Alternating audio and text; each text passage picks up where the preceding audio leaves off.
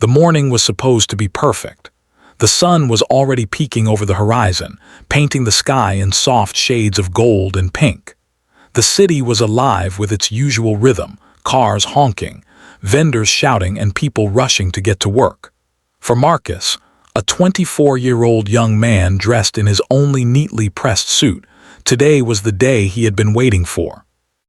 He had studied all night, rehearsed answers in front of the cracked mirror in his tiny apartment, and even polished his scuffed shoes until they almost gleamed.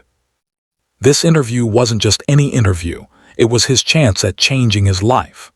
After months of rejection letters and dead-end part-time jobs, he had finally landed a shot at one of the most prestigious companies in the city.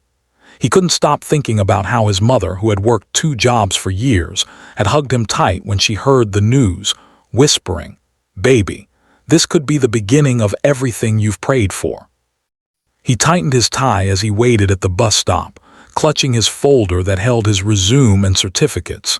He checked his old, worn-out watch. Time was tight, but he would make it if nothing unexpected happened. And then it did. Just as he turned the corner to catch the bus, Marcus noticed a car pulled to the side of the road. The hood was popped, and the front tire sagged flat. Standing beside it was an elderly man in a gray overcoat, struggling with a jack he clearly didn't know how to use. Cars sped past, drivers casting impatient glances but offering no help. Marcus's heart twisted. He knew he should keep walking. Every minute mattered. Missing this interview could mean missing his one shot.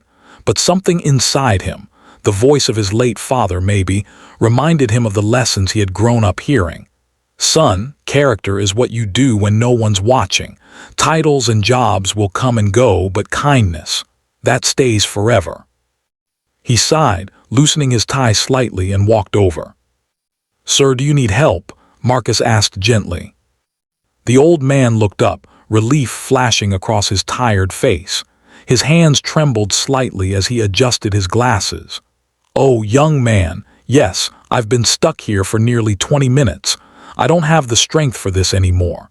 These tools feel heavier than me." Marcus crouched down without another word and got to work. His hands moved quickly, loosening bolts, swapping out the flat tire for the spare, and tightening everything securely. Sweat gathered on his forehead, staining his clean white shirt. The man watched him carefully. "You're missing something important, aren't you?" he asked suddenly. Marcus chuckled softly. "An interview," he admitted. "The biggest one of my life, but I couldn't leave you here like this." The old man's eyes softened. Most people would have. When the job was done, Marcus brushed the dirt from his pants and offered a smile. "You're good to go now." The man reached into his wallet. "Let me pay you for your trouble." Marcus shook his head firmly. "No, sir. I just hope someone would help me if I was in your shoes." With that, he jogged away, heart racing. But by the time he reached the bus stop, the bus was long gone. His chest tightened as panic set in.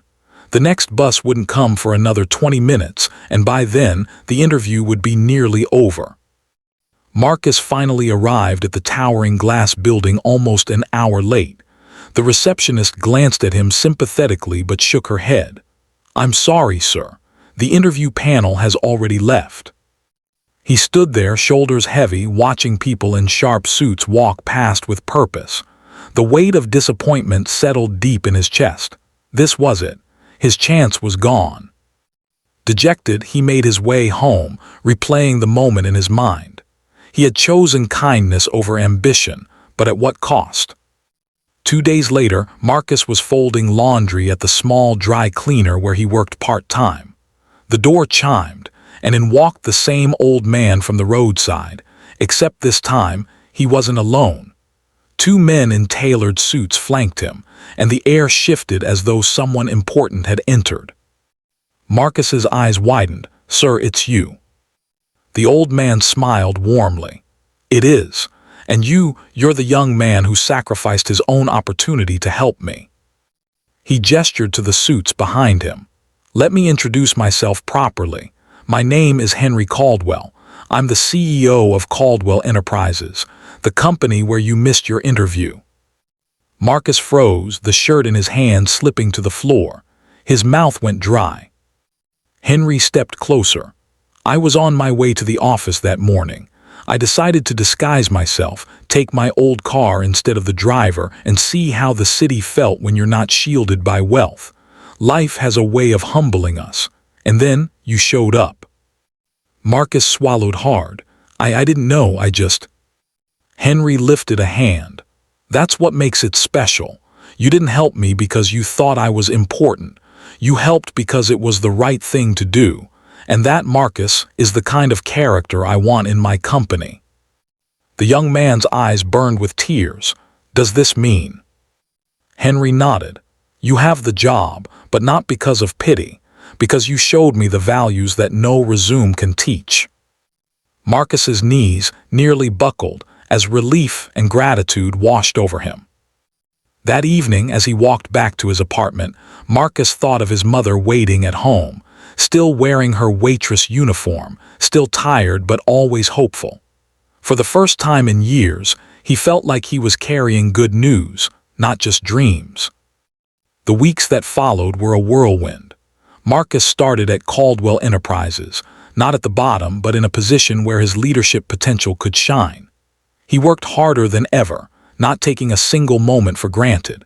His colleagues respected him quickly, not just because the CEO personally vouched for him, but because Marcus treated everyone, from the janitor to the board members, with the same kindness he had shown that day on the roadside.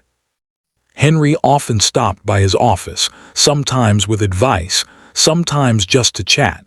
You remind me of myself when I was younger, he confessed once. But you've already learned a lesson it took me decades to learn, that people matter more than profit. Marcus carried that with him everywhere. Months later, he stood on stage at a company event, sharing his journey. He spoke not of luck, but of choices. I thought I ruined my future by stopping to help, but what I gained was far greater than a job. I learned that success isn't about being the smartest or the fastest. It's about who you are when no one's watching. Integrity opens doors no resume can. The audience gave him a standing ovation, but Marcus's eyes sought only one face, his mother. She sat in the front row, tears streaming down her cheeks, clapping harder than anyone. That night, Marcus realized something. Opportunities come and go, but the heart you carry into the world defines the life you build.